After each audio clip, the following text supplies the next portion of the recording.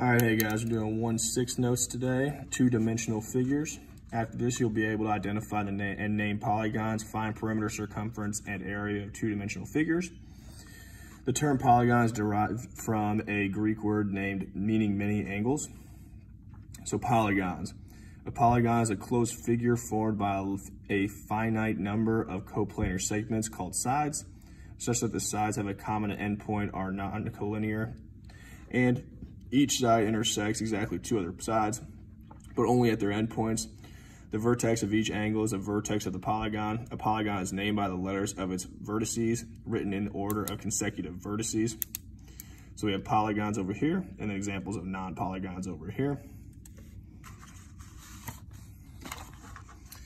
Polygons can be concave polygons or convex polygons.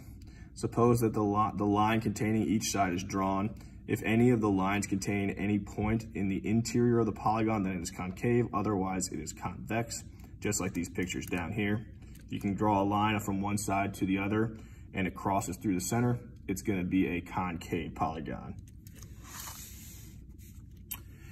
An equilateral polygon is a polygon in which all sides are congruent.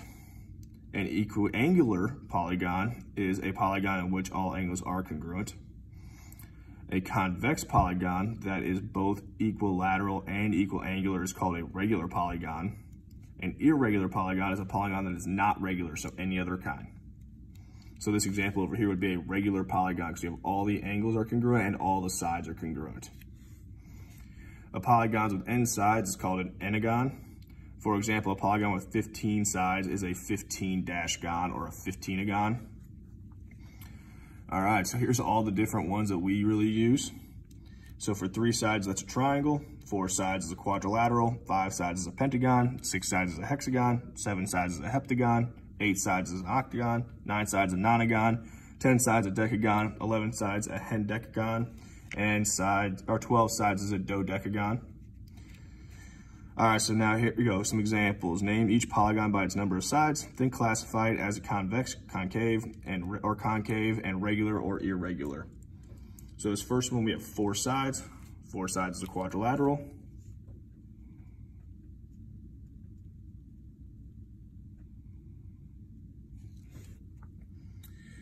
And we're gonna have, so convex or concave.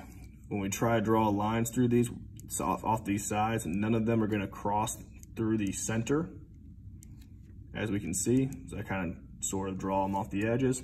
None of them are going through the middle, so it's going to be a convex.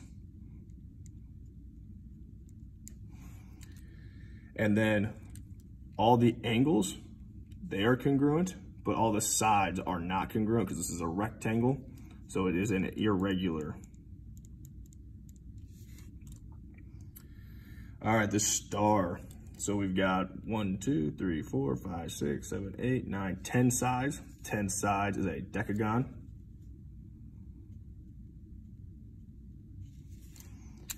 And then for the concave convex, if we draw off these sides, I'm immediately going to cross through.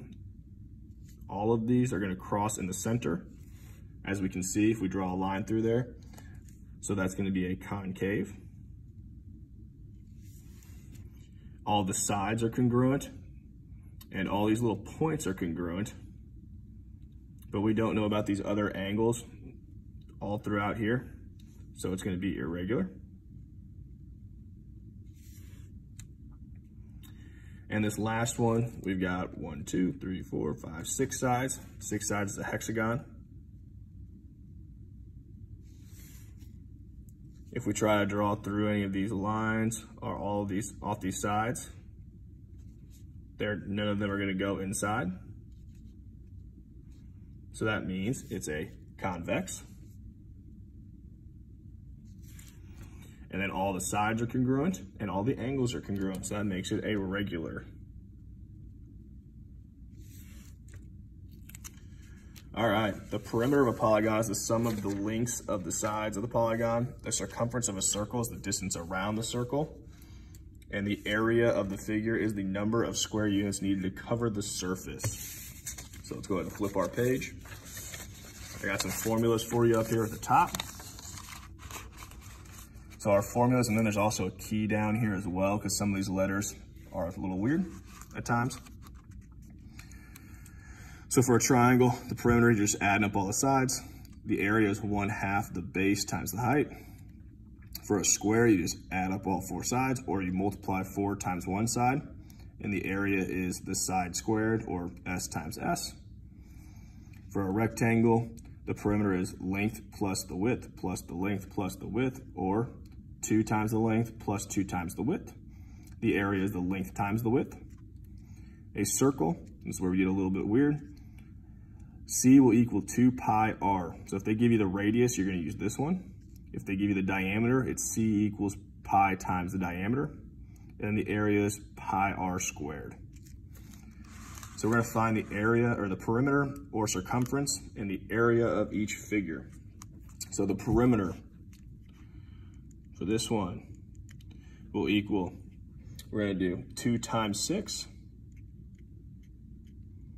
plus 2 times 5.5, because we're using that rectangular one, the perimeter of 2L plus 2W. So that will equal 23 feet when we put that in our calculators. And the area is going to be 6 times 5.5, which is going to be 53 feet squared. Remember, area is squared units. So now we've got a circle. So a circle, we've got C equals pi times the diameter, pi times D. So you put that in your calculator and we round. We're at 19.5 centimeters. Then our area is going to be pi r squared. So the radius is half the diameter, so it's going to be 3.1. So that'll be pi times 3.1 squared. We'll put that in our handy dandy calculator. We're going to get 30.2.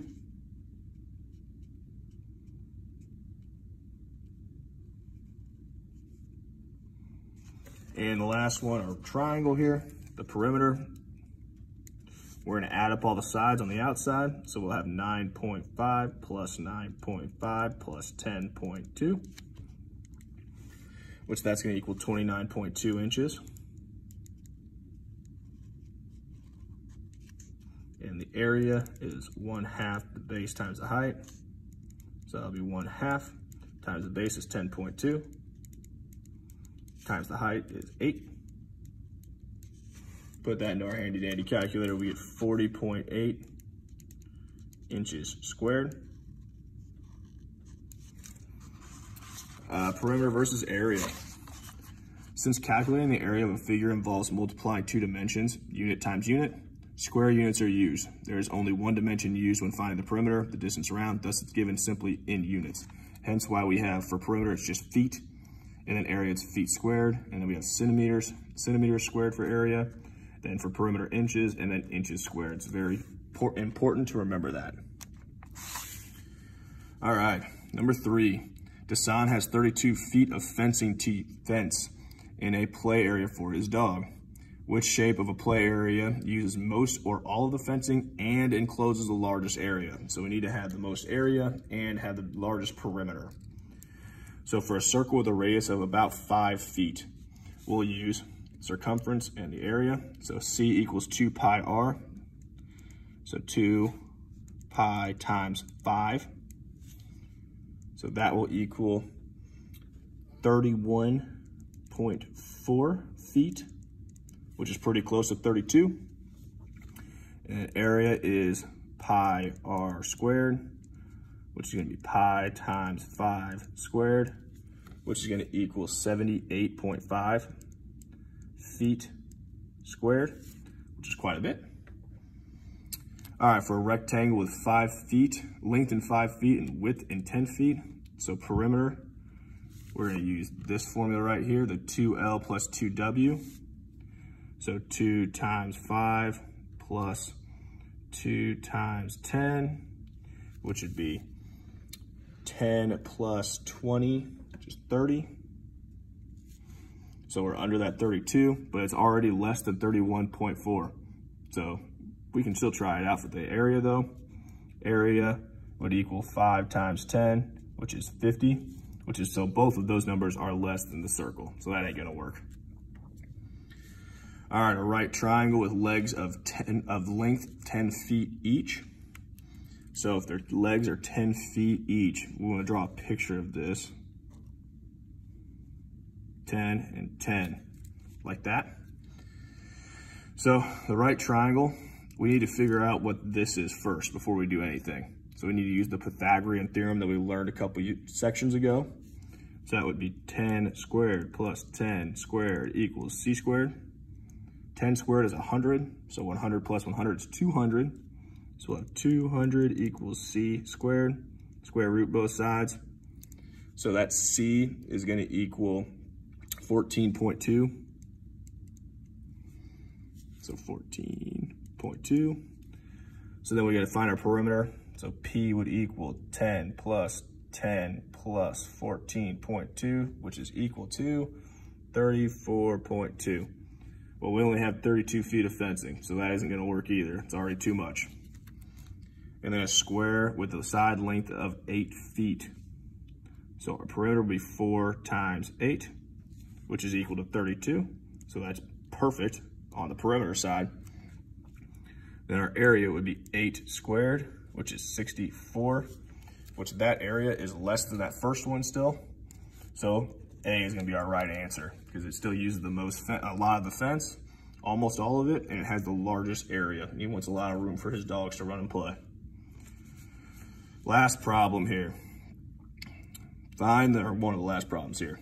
Find the perimeter and area of ABC with vertices A is -1, 4, B is -1, -1, and C is 6, -1. So we got to graph this triangle first.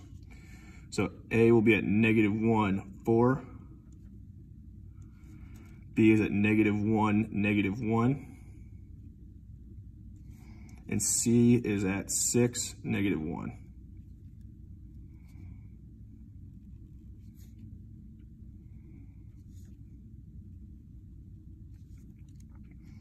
All right, so let's find that perimeter first.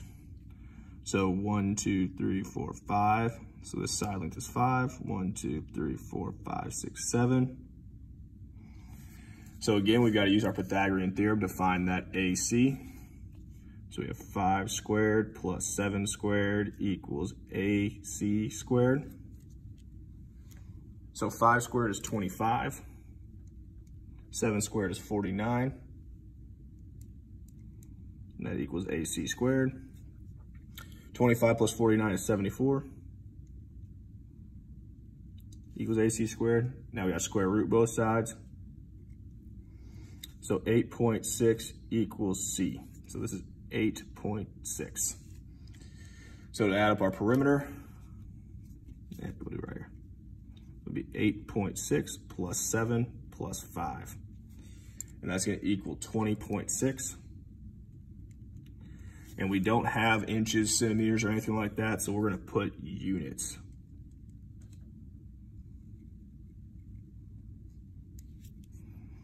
So now our area of a triangle, we're gonna use that 1/2 base times height. So 1/2 base times height, that equals the area. So 1/2, our base is 7. Our height is 5. So I have 1/2 times 35. So our area is going to be 17.5 units squared. Boom. All right, let's do these last 3 done. A rectangle of area of 350 square feet is 14 times as wide as it is long. Find its length and width. So we've got a rectangle and an area is 350 square feet. So our area equals 350. And we know our area formula, if we look back up here for a rectangle, is L times W, so length times width. Well, it's 14 times as wide as it is long. So let's make that 14x times as it is long. Well, if it's 14 times as wide, well then the length would just be x. So we will have, when we simplify this, well, 350 equals 14x squared. divide by 14.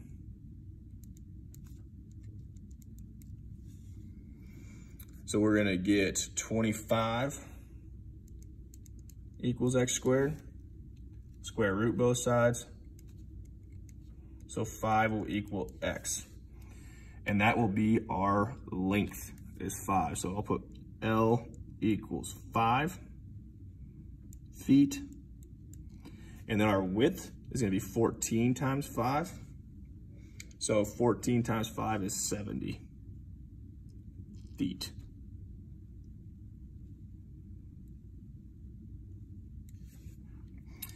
So the area of a square is 36 square units. Find the perimeter and circumference. I don't think it means circumference because it's a square. So we're just gonna find the perimeter. So the area of a square is 36. So if the area is 36, and we know a square, we can see that formula again. Area equals S squared. So we'll have S squared, and that S stands for side. So what we do is square root both sides. The square root of 36 is 6, S, so each side is 6. So now our perimeter formula for a square is 4 times S. So 4 times 6 would equal 24. And we are in square units, so it's gonna be 24 units. And the last one, the area of a circle is 25 pi units. Find the perimeter and circumference. Again, circumference and perimeter are the same thing. It doesn't want the perimeter. Okay, so area is 25 pi. So 25 pi. And our area formula is pi r squared. So equals pi r squared. Well, first thing I'm gonna do, I'm gonna divide by pi and get rid of those pi's. Only time in the world you wanna get rid of pi. There we go, that's gone now. So now we've got 25 equals r squared. So now we square root both sides. 5 will equal r. So that's our radius is 5. So now we look back up here for our circumference, 2 pi r. So circumference will equal 2 pi r. We just found r to be 5.